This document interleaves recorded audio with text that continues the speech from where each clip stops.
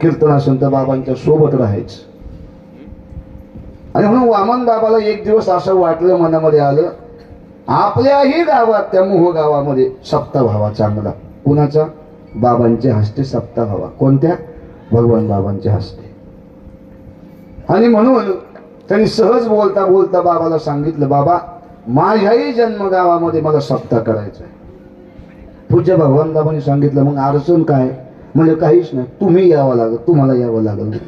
आणि तुम्ही आल्यावर तो सप्ताह अगदी व्यवस्थित जिथल्या तिथं होईल. आपलाही सप्ताह 18 वर्षापासून चाललाय. हे उपकार कुणाचे? फक्त भाऊचंद बाबाचे आहेत. काही कमी पडत नाही आपल्याला या ठिकाणी. खोली जाऊन बघा, अजून मंडळाला 3-4 दिवस बाकी आहेत, पण थप्प्या येऊन लागल्या.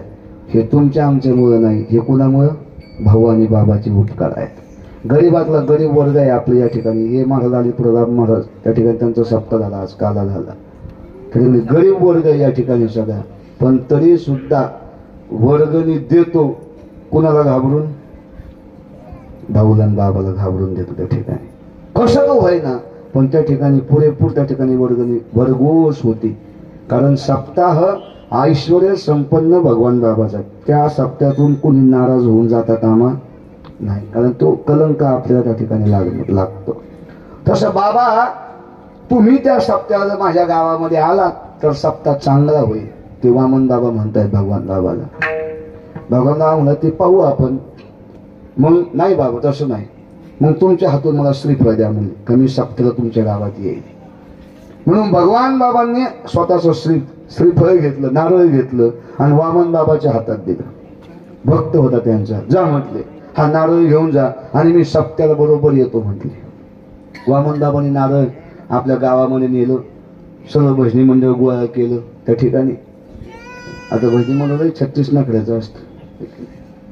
भजनी मंडळ त्या ठिकाणी गोळा केलं आणि सांगितलं, मी हे नारळ भगवान बाबाकडून आणलंय म्हणजे सप्त्याला. आता भजनी मंडळाने पाहिलं, हा बाबा संगच फिरत होते हे वामन बाबा. त्यांनी थोडीशी टाळाटाळ केली त्याच्याविषयी, त्या नारळाविषयी. आणि हो करू करू करू असं उडवडीचे उत्तर दिले. म्हणून त्या वामन बाबांनी काय केलं, ते लोक निघून गेल्यावर त्यांच्या मनाला खंत वाटली. म्हणजे उगाच आपण नारळ आणला बाबाच्या हातचा. म्हणून आणलेला नारळ त्यांनी मारुतीच्या मंदिरामध्ये, पहिले खांडाचं मंदिर राहायचं, त्या खांडाला दोरी करून ते बाबाचा नारळ असा एका पंचात घेतला, बांधला आणि त्या मारुतीच्या देवाला त्या ठिकाणी लटकून ठेवला. त्या ठिकाणी कालांतराने पूज्य भगवान बाबांचं देहावसान झालं. म्हणजे बाबा गेले. बाबानंतर